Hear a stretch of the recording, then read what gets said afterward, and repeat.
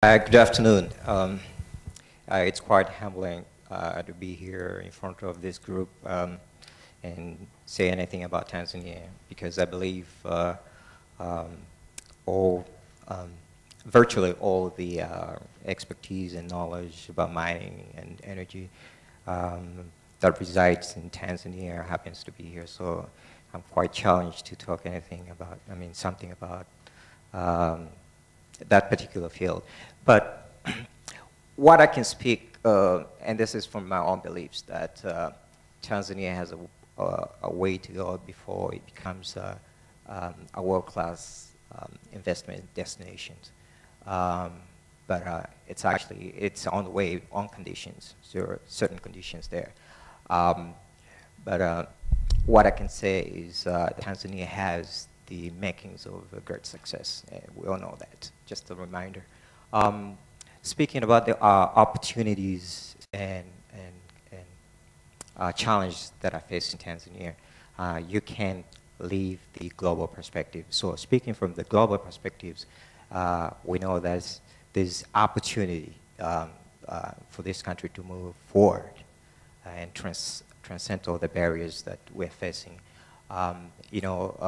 For instance, the evidence that the high prices of commodities, for instance, gold and all other minerals in the global market, that's an opportunity for us here, this country. And also, we have seen, coming from the financial industry in an advanced economy, there an interest, or you can say the risk aversion about for instance, the mineral sector in Tanzania, coming from the advanced economy. So that's the opportunity for this country. We've seen, like in the market, we have exchange-traded funds which are specific to the region. So Africa is got put the resources together and move forward because there's an opportunity. And speaking from the challenges. One thing, there's a lot of challenges we've talked about, but there's one thing that I would like to say, that the positive investment news from Africa, or particularly Tanzania, are rarely covered by the Western, I can say the Western media organizations. So, but we need the investments and capital to flow to this continent. So what Tanzania needs to do is to raise the profile by showcasing the genuine examples of the successes and outstanding investment leadership. So that's what Tanzania needs to do, to attract the foreign investments. Particularly in the mining and energy sector that we're discussing here. The other thing is what I spoke about, or the question that I had for the Prime Minister this morning, is the differences. There's a difference between communicating and also actually doing the stuff on the ground. So we need to do more here in terms of infrastructures so that we can attract the foreign investors. And that's the challenge, the big challenge. So there's a lot of things, corruption, wasteful spending in public sector, those type of things, which can make us get rid of this bottleneck and move forward. So in terms of the country, looking at the country from the country perspectives, we have had good years. For a couple of years, in terms of macroeconomics, good growth, stable currency, low inflation for a while. So we should take advantage of that. And but we still have a problem in terms of the macroeconomics. Speaking from mining sector as well as the energy sector, the government is not a doer. The government of Tanzania should be enabler or facilitator, engaging its own people as well. there should be some programs which surrounding the, for instance, the mining sectors, which are actually making the ordinary people not being the spectators, but also the players in the economy. Programs such as the small, mid-sized enterprise SMEs, so that those ordinary people, the Tanzanians, can be a part of the chain supply, for instance, in the mining sector as well. Yeah. So those are the things that I would like to mention. Making sure everybody can benefit, really, isn't it? Right. Exactly. And that will have an impact to the positive impact, raises the income. And that where you are being able to resolve some of the issues in the macro level. So, well, what I can say, there's 4 things which are very critical. That's my own point of view. It's a good planning. If you got to have a good planning, a good organization, a better leadership, and also control. Those are the 4 points I can say which are very important and critical to make this country move forward. Thank you. Excellent. Thank you, Christopher. Good afternoon, ladies and gentlemen. My name's Christopher Ford. I'm from a company called Songas. For those of you who don't know Songas, we're a gas and power company in Tanzania. We've been here around 7 years, so have good operational experience, and I guess you could call us a serial investor. We've done 2 investments so far, totaling around about $320 million, and at the moment are looking to do a new investment of around $120 million in the gas sector. I was asked to talk a little bit about what's next for the gas sector in Tanzania, and it's an interesting question and actually a good time to ask that question. The gas sector in Tanzania is still very much in its early stages, but is at a very exciting time. From a infrastructure perspective, we look around and try to see what is going on with gas exploration, and we see almost 2 separate markets developing in Tanzania. Of late, we have a much larger bunch of explorers coming into the country, looking for gas, looking for resources, and we see that very much as a kind of export-driven market. There's companies in here with that: Petrobras, Statoil, British Gas, and Afia. Those are all companies that are looking for the big find. Of course, everybody looks for the big find, but particularly looking for a big gas find such that they can liquefy their resources and send them overseas. And of course, that's very exciting, and that gives Tanzania a lot of opportunities, particularly an influx of currency that they can use domestically, hopefully to fuel growth.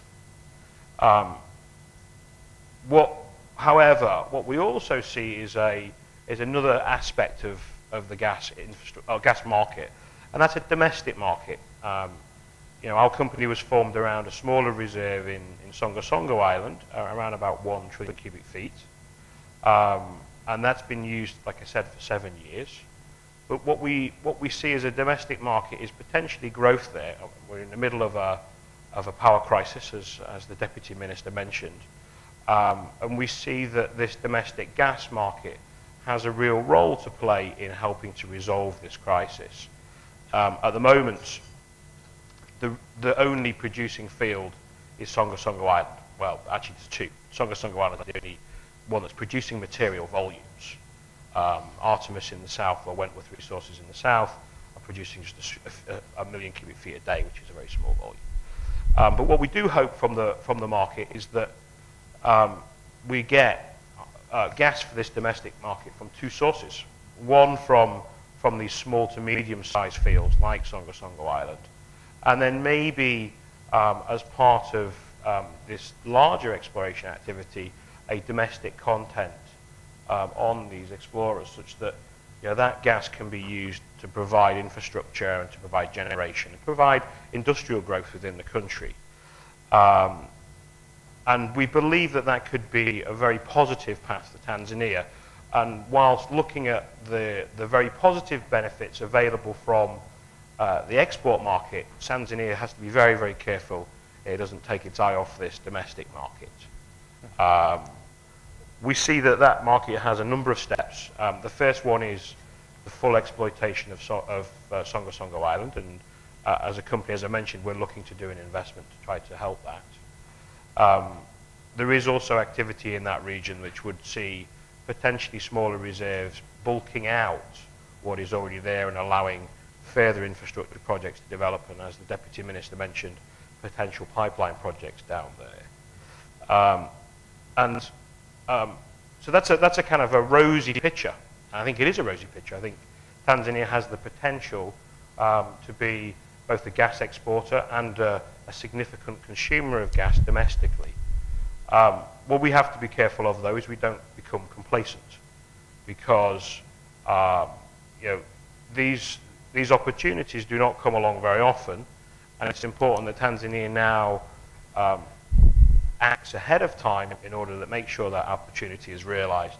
And I guess that that has I guess the question always comes out: what do we do as a country? And I think, fortunately, Tanzania doesn't have to do too much.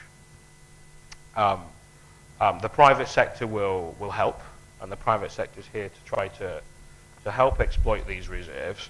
What Tanzania does need to do, though, and it was mentioned earlier on, is have the political will in order for these projects to be delivered. And one of the most important things about developing that political will, and one of the easiest ways of helping develop it, is to make sure there is an informed public debate around the gas sector and what the gas sector can do in this country. That's something that both the government and the private sector need to have responsibilities in undertaking, but certainly the role of government in facilitating that dialogue is extremely, extremely important.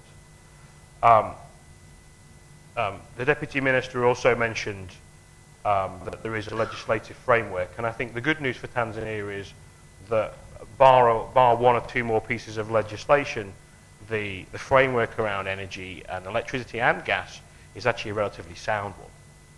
We have very little concerns as a company around the legal and regulatory framework in Tanzania. But as the speaker to right me said, one of the most important things is not just the legislation, it's actually implementation of that legislation, which is important. The third big thing that would occur as a role for both the government and the private sector, which is essential should this resources be developed for the benefit of Tanzania, is a strategic planning focus. And that's something that Tanzania hasn't had in the past, particularly not in the gas sector, but it's something that needs to be developed urgently. And I've had a number of conversations with interested parties with that.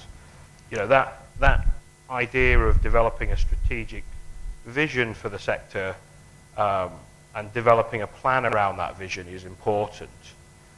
It has to be simple so that the people and the public can understand that. It has to provide clear objectives. So, for example, what this gas is going to be used for in various scenarios. It has to show a clear linkage to other strategic goals. So, for example, the government statement on promoting agriculture. That agriculture requires energy resources, and gas happens to be one of those resources that can do that. And to pick on a particularly popular topic, the power situation. So gas is one of the easiest uses for natural gas is for generating power, and clearly if the government can set those out as strategic goals, what that does is it allows explorers and developers a credible view of what that domestic market is, such that they can focus their resources on developing it. Mm-hmm.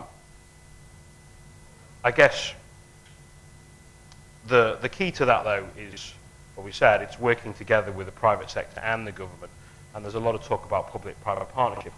And we have government investing in our company, and we have experience working with government as well. I think the key for improving that government interaction with these projects is for this strategic goal to be out there. That's the strategic vision to be out there, such that the government can rally around what they want to do. At the moment, I think the gas sector is It's too early stages for the government to have that, but it's now that's the time that's needed to do that, to develop that vision. Excellent, thank you. Sorry. Thank you, Mr. Chairman. I am the CEO of the Mzuri Capital Group. The Mzuri Capital Group is a company that came about 16 years back when we made a decision that we're going to invest in the resources sector in Tanzania. We made that decision at the time because we believed that the way the resources sector was positioned in this country was the ideal place or the ideal way to do it. It was done in the right way. The way that the Mining Act of 1998 portrayed that was the perfect way of doing it. And we're here since then. We've over these years developed a number of projects. We are at the moment developing about 8 different projects in this country. And we are a little bit unique in the sense that we're both on the investment side as well as on the development side at the same time. Now the reason why I'm giving you this background is because what we always said when we made this decision, because when we made the decision we took a 40-year view in terms of our investment in the country. And the reason why we took a 40-year view is because we said that we are part of a developing economy. And because we saw the resources sector not as an end in itself, but as a means to an end. It is there to create a platform for future economic development. It's there to create the facilitation of an economy after the resources sector. Because resources are something that you deplete over time. It's not there forever. It's not like maize that you plant today and you harvest and you plant again in the next season. So you have to go about it very wisely. And it was our opinion that that is exactly what the government was doing and what the private sector was doing at the time.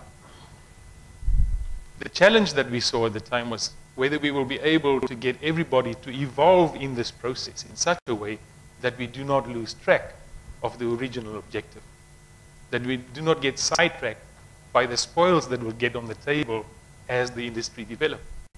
And in our view, that's the juncture where we are at the moment, is are we still on track?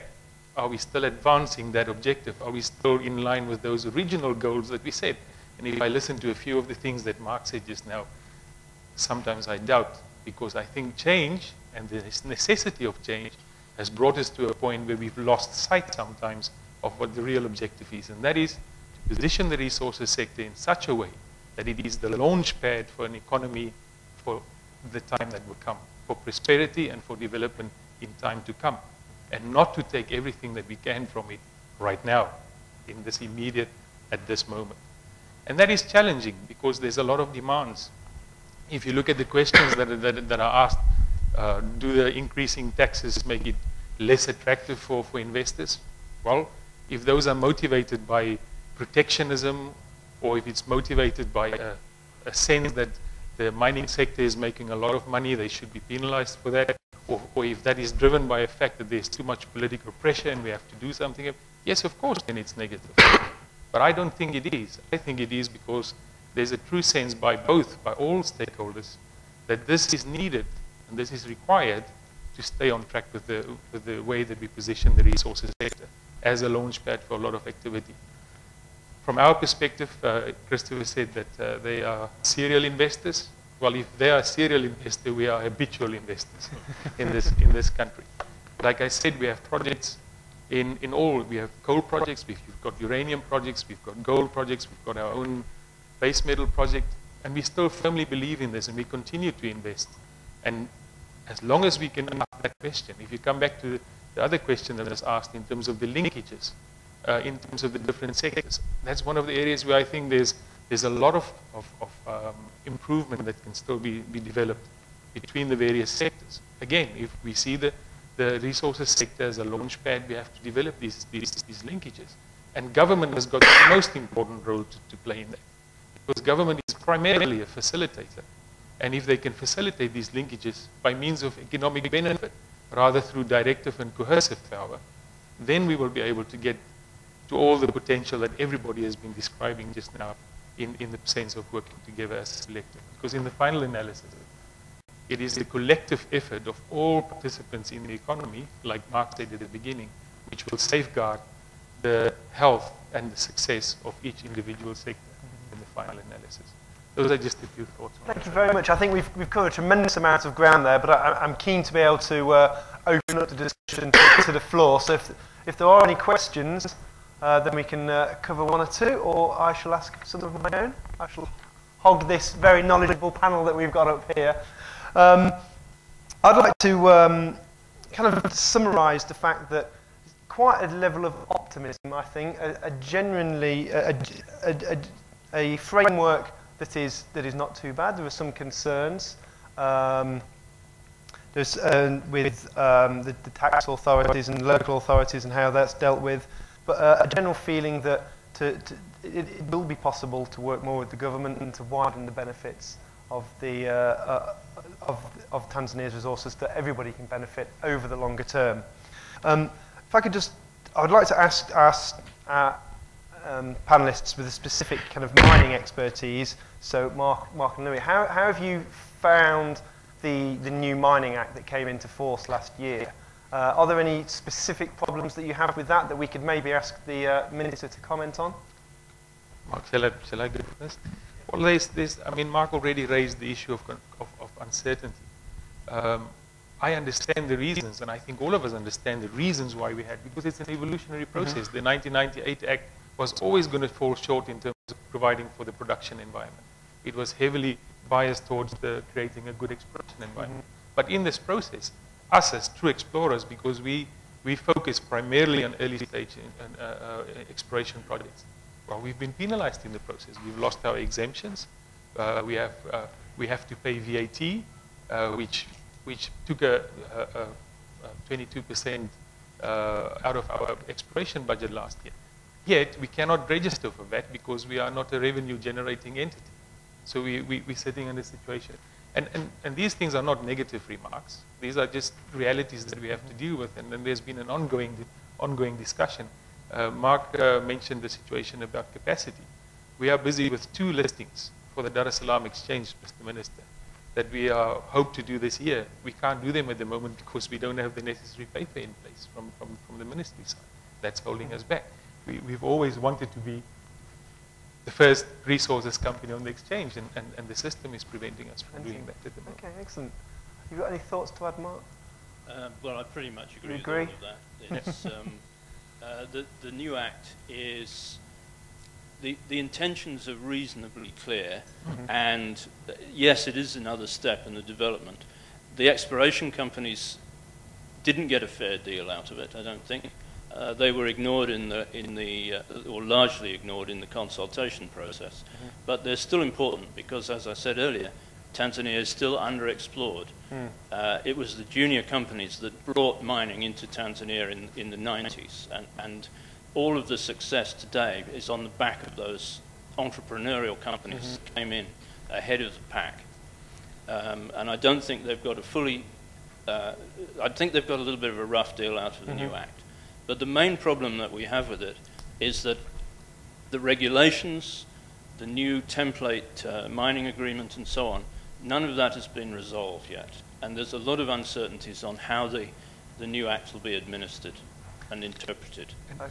And may I just add one Just more one thing? quick point, yes, I want to finish. And that is also those junior companies that will be here in time to come still. They're not going to go in.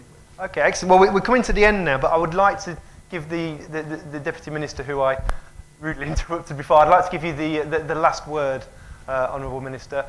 From what you've heard today, taking on board some of the comments, some of the concerns that perhaps the new mining bill has been a little unfair on the exploration companies that have been the backbone of the resurgence of the natural resources sector, and some of the other comments in terms of widening the benefits and getting past some of these hurdles. Yeah, okay.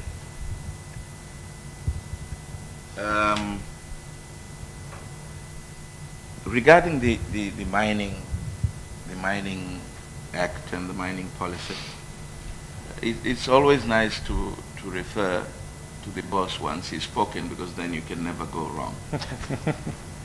But I wish to recall, in the morning, the Prime Minister said that in the mid-90s, in 1996 and 1997, when the policy was coming in and then the act later, the situation was such that certain drastic measures had to be taken that would propel incentives, especially of the exploration nature. You know, because again, the big companies would not come in unless the small guys were really active, and that is the way it is. Even in the oil and petroleum sector, we had all these small guys come in, and I don't want to mention names because then if they're here, they'll say I call them small. But you know, that's how it is. They went in and they started discovering gas here and there, and now you have all the big guys come in, as Chris said. You have Petrobras and you have BG, and these guys have come in because the small guys were busy here and there. And really, we wanted to propel the country as a destination for investment in mining and in oil and gas, and we have achieved that. But we also have to go to a stage now where the oil and gas sector, the mining sector, and all these extractive industries have to give more results to the development process than what they are. In Swahili, we have a word, we have a saying that we understand that hii sio biashara ya mjomba. It means that to those who are coming in with these investments, we know these are not our uncle's business. They're coming in, you know, once it is the uncle's business, you can always go and take money and get away from it. So we know that they're here, they're commercial entities, they operate on returns and on profits and etc. And we wanted to address, this law wants to address the development agenda, but also wants to be cognizant of the fact that these companies have to operate on the basis of returns and profits. So we want to strike a fine balance there, and we have the law of 2010. We are hoping that we did, let me just correct Mark a bit. We did engage thoroughly with all members of the stakeholders of the mining activity of all stages. We went all the way to Arusha and different activities. But what we are hoping to achieve is we also know that in the long run, there is always the benefit of hindsight. So, you know, I'm a member of parliament, Zito is a member of parliament, and we know that, you know, come 1 or 2, 3 years and this thing is not working right, then the same people will come and say, look, this is what is happening. And because this is an evolving process, and as the Prime Minister said in the morning, we are looking to get to a win-win situation where everybody is comfortable with what we have. So we still have our doors open to engage. And this thing about the licensing and the issuance of licenses and the TRA in Mwanza, you know, everybody likes to be king where he is. So again, that's what the Prime Minister said in the morning. If we have trouble, you go to the Mwanza TRA authority and there's trouble, and there's an interpretation of the law that is completely different from what everybody else is, you know, then let us know. And these things shouldn't happen, but they do happen, and they're small issues that shouldn't have a problem resolving, and our officers, even at our ministerial level, are open so that we can facilitate the resolution of these small problems, because there is also a time factor there. If you're busy engaged with the TRA authority in once and you're looking a month or two, then that is not very viable. So we have ours open. Okay, thank you. That's why I said you should have something there. Luckily, nothing much was said about power.